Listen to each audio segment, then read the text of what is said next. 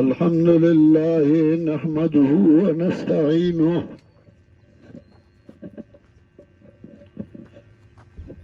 ونستغفره ونعوذ بالله من شرور أنفسنا ومن سيئات أعمالنا من يهده الله فلا مضل له ومن يضلله فلا هادي له ونشهد أن لا إله إلا الله وحده لا شريك له ونشهد أن سيدنا ومولانا محمدا عبده ورسوله صلى الله تعالى عليه وعلى آله وأصحابه وسلم. أما بعد فأعوذ بالله من الشيطان الرجيم. بسم الله الرحمن الرحيم. كيف تكفرون بالله وكنتم أمواتا فأحياكم ثم يميتكم ثم يحييكم ثم إليه ترجعون. محترم مسلمانان ورونو، نن چې منګه او تاسو په کوم غم کې په کومه سانحه کې دې ځای کې راجمع شوي یو، نو یو لویه سانحه ده. د مخکې نه ذهني طور څوک تیار نه یو غم راشي یو تکلیف راشي،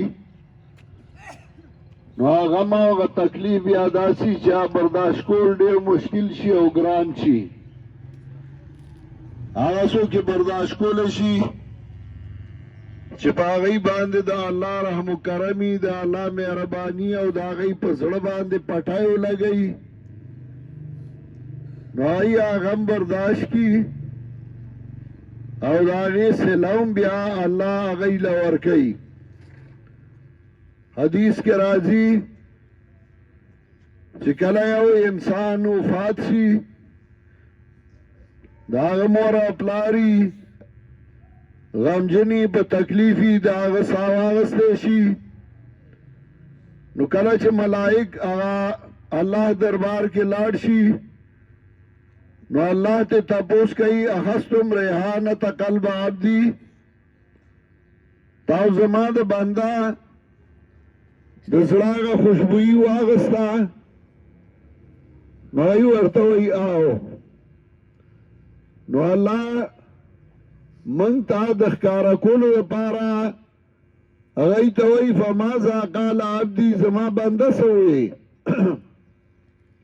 د چا زیو، د چا اولادو، د چا خپلو رشته دارو ورورو، نو الله وی فماذا قال عبدي، زما بنده څه وایي؟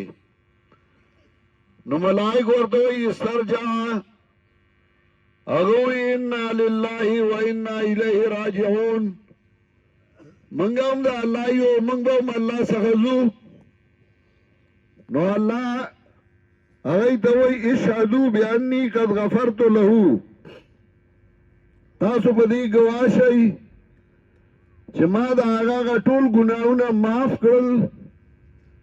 چا چې زما په فیصله باندې فیصله وکړه او په هغې باندې خوشحاله شو چې بس د الله فیصله ده او موږ د الله په فیصله کې څه نه شو ویلی، که هغه پلار دی، که هغه مور ده، که هغه مشر دی، که هغه رور دی، خو چې د الله په فیصله باندې هغه رضایي او موږ هم وایو والقدر خیر و شره من الله تعالی، اندازه د خیر او اندازه د شر د الله تعالی د طرف نه ده. تقدیر هم دې ته وایي چې الله د مخکې نه الله ته پته وه، د الله علم په دې و چې دې بنده له به زه اختیار ورکوم، دې ګاډي کې کینی او که نه کینی، دې روان دی ځي او نه ځي، دې تیزي او که دې روزي، دا اختیارات بنده له ورکړي. نو الله ته پته وي چې دغه ځای کې به اکسیډنټ وشي، دغه ځای کې به دا وشي او دی به اعصاب یې وخیږي. نو الله په خپل علم کې هغه فیصله ولیکله، ځکه الله ته معلومه وه دا نه چې انسان یې مجبور کړی او دله یو ټایم ټیبل جوړ کړی او په هغې روان دی. الله ته پته وه د ده دې کارونو، نو الله هغه فیصله ولیکله. نو چې کله ته د الله په هغه فیصله مطمئن او خوشحاله او د الله په هغه فیصله ګیلې نه کې، نو اللہ ہم خوشحال شنو داغی صلح انسان لور کی. اپنے اللہ سے شکوی کی محل ہو تو کرو، غم دی ساتھ ہی غم سہنی کی راحت دے دی. کدا اللہ نے دا گلی زائوے نو محبت کڑے ہو او که غم راوس نو دا غم دا برداشت طاقتم انسان لور کی، ورنہ دا سے غمونا دا سڑے لیوانے کئی، دا سے غمونا برداشت کول دا د انسان په وس کې نه وي. یو عام انسان چې سوچ کوي نو هغه وایي چې دا غم به چا راغلی او زه لاړ شم هغه به لیونی وي، خو بیا هم هغسې انسان وي او الله هغه له د برداشت طاقت ورکړی. کله چې یو انسان یو غم برداشت کړي نو بیا په هغې کې یو لذت راځي، یو خوند راځي، یو مزه راځي او دا هغه انسان ته پته لګي، عام انسانانو ته پته نه لګي. دیو جی حدیث کې راځي اشد الابتلاء الانبیاء ثم الامثل فالامثل، زیاد ابتلاء والا زیاد تکلیفونو برداشت کونو والا انبیاء علیهم السلام او بیا چې سوره غوره نو دوره په هغې باندې تکلیفونه راتلل. موږ چې سوچ کوو زمنګ بچے که لږ جاړي نو شپې موږ له خوب نه راځي او کله پلار لبوي او کله زیه لبوي، ځکه موږ په هغه بچي مین یو. نو الله په انبیاو په نیکانو بندګانو ډېر مین دی، نو چې په هغه تکلیف راځي نو الله به لازما خفه کي، خو دې کې هم الله یو راز دی او هغه راز الله ته معلوم وي او هغه انسان ته د هغې هغه خوشحالي راځي کم چې هغه تکلیف برداشت کوي. یو شاعر وایي پی جا ایام کی تلخی کو بھی ہنس کر ناصر، غم کو سہنے میں بھی قدرت نے مزہ رکھا ہے. غمونه برداشت کو د دې په هغه برداشت کې الله یو مزه ایښودي. کله چې سړی برداشت کوي نو زړه ته یو سکون یو اطمینان راځي او هغه اطمینان د هغې اظهار سړی نشي کولی. دغه سکون الله انبیاء علیهم السلام له ورکو، دغه سکون لویو خلکو له ورکوي. او امتحان درې قسمه وي، تکلیف درې قسمه وي. یو هغه تکلیف وي چې په هغې الله درجه اوچتوي، لکه انبیاء علیهم السلام باندې به تکلیفونه راتلل. دویمه وایي چې په هغې ګناهونه معاف کېږي. یو نیک سړی یو ښه سړی په هغه باندې تکلیفونه راشي، بیماره راشي، غمونه راشي، خلک وایي یاره ډېر ښه سړی خو چې دا ولې پې تکلیفونه دي، نو د هغه نه لږې لږې غلطۍ شوي الله هغه ګناهونه معاف کوي. او دریم قسم تکلیف هغه چې په هغې الله عذاب ورکوي، هغه په کافرو باندې راځي چې په هغې به الله کاڼي ورول، زلزلې به یې پرې راوستې، عذابونه به یې پرې راوستل. هغه په کافرو باندې، هغه په مسلمانانو باندې نه وي. خو قرآن کریم کې د انبیاء علیهم السلام د خوشحالو ذکر هم کوي او د تکلیفونو ذکر هم کوي. د خوشحالو لږ کوي، سلیمان علیه السلام له مې بادشاهي ورکړې وه، یوسف علیه السلام له مې بادشاهي ورکړې وه. خو د تکلیفونو ذکر د ډېرو انبیاء علیهم السلام کوي. دا موږ او تاسو له یو سبق راکوي چې دنیا کې ژوند تېروو تکلیفونه به راځي، خوشحالی ومي او تکلیفونه ومي. خو د مسلمان کار دا دی چې هغه په تکلیف کې صبر کوي، په زړه به لاس ږدي، د الله په فیصله باندې به رضایي او په خوشحالۍ کې به هم ځان برداشت کوي چې که هر څومره خوشحالي راغله خو زه به د حد نه نه اوړم، دا تکلیفونه یو د هغه تکلیفونو نه الله چې ذکر کوي، نعمتونو کې هم ذکر کوي او په تکلیفونو کې هم ذکر کوي. نو الله فرمایي کیف تکفرون بالله وکنتم امواتا فاحیاکم ثم یمیتکم ثم یحییکم ثم الیه ترجعون. ولی تاسو کفر کوئی، څنګه کفر کوئی؟ تاسو نشوئ نماز تکړی، تو دنیا کې نوې نماز الله وجود درګ، نو چې تی پیدا کړی نو که واغستې نو ګیلې ته نه ولیکې.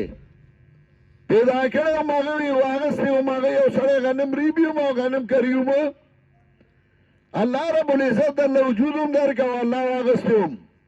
نو الله فرمایي ثم یمیتکم ثم یحییکم ثم الیه ترجعون. بیا به تاسو مړه کی، بیا به تاسو ژوندي کی او بیا به دې الله ته واپس کیږئ. نو انقلاب خو په هر چا راځي دنیا کې، بادشاهانو باندې هم راځي، مالدارو باندې هم راځي، غریبانانو باندې هم راځي. مرګ دا یو مقرر شی او هېڅوک ترې نه انکار نه کوي. موږ ټول یې منو چې دا مرګ به راځي. خو هوښیار او عقلمند انسان هغه دی چې هغه داسې یو کار وکړي، یو عمل وکړي چې د هغه د مرګ نه بعد خلک هغه یادوي او هغه ته دعاګانې کوي، هغه په خوب باندې یادوي. او کمعقل او بېوقوف هغه دی چې هغه په ژوند کې هغه کارونه وکړي چې د مرګ نه بعد خلک وایي شکر دی چې لاړ چې خلاص شو ترې نه. مولوي صاحب الله دې هغه له جنتونه ورکړي.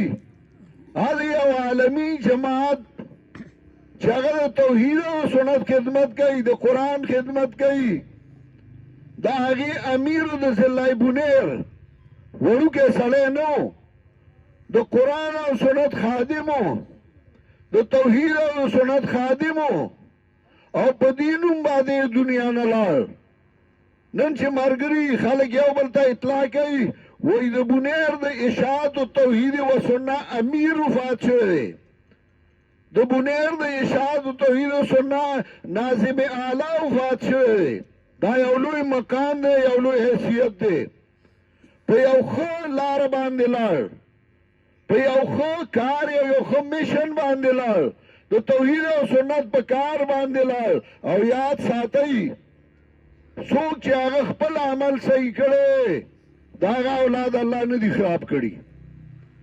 اولاد د مستقبل د ښه کولو لپاره خپل عمل ټیکول دي چې ستا عمل ښه ستا اولاد به چرې الله نه خرابوي، او چې ستا عمل ناکاره نو دا تمه مه کو چې ستا اولاد به ښه ستا اولاد به ستا د شرم او د بېعزتۍ سبب ګرځي. مولوي صاحب یو نیک سړی و، زه په کراچۍ کې وم، زموږ پروګرامونه وو. خو چې کله مولوي صاحب نه خبر شوم را روان وم، ما ټکټ اخیستی و، فوراً ما وی زه به ځان جنازې له رسوم، خو شپې ناوخته راورسېدم. دا زما فرض و، په چا لحاظ نه دی. په دې نیت راغلم سهار مې درس د قرآن وکړه او د هغې نه بعد مې ورته دعا وکړه او دلته هم دې لرالم چې تاسو له تسلي درکړم. مولوي صاحب ته به انشاءالله موږ چې ژوندي یو نو دعاګانې به کوو. الله دې مولوي حسن الله هغه جهان ښایسته کړي او الله دې قبر منور کړي، الله دې د بچو حفاظت وکړي، الله دې د هغه اهلیه د هغه وروڼه د هغه خپلوان د هغوی په زړونو باندې پټۍ ولګوي او الله دې والله هغه جهان ښایسته کړي، الله دې قبر منور کړي. په جمع یو دعا وکړئ چې الله هغه جهان ښایسته کړي او الله قبر منور کړي، الله د بچو حفاظت وکړي، الله د وروڼو خویندو د خپلوانو د رشته دارو د مشرانو او کشرانو په زړونو پټۍ ولګوي. اللهم اغفر له وارحمه ونور قبره ولا تعذبه واغسل خطاياه بالماء والثلج والبرد ونقه من الذنوب كما ينقى الثوب الابيض من الدنس. اللهم اجعل قبره روضة من رياض الجنة ولا تجعل قبره خفرة من خفر النيران. وصلى الله تعالى على خير خلقه محمد وآله وصحبه أجمعين برحمتك يا أرحم الراحمين.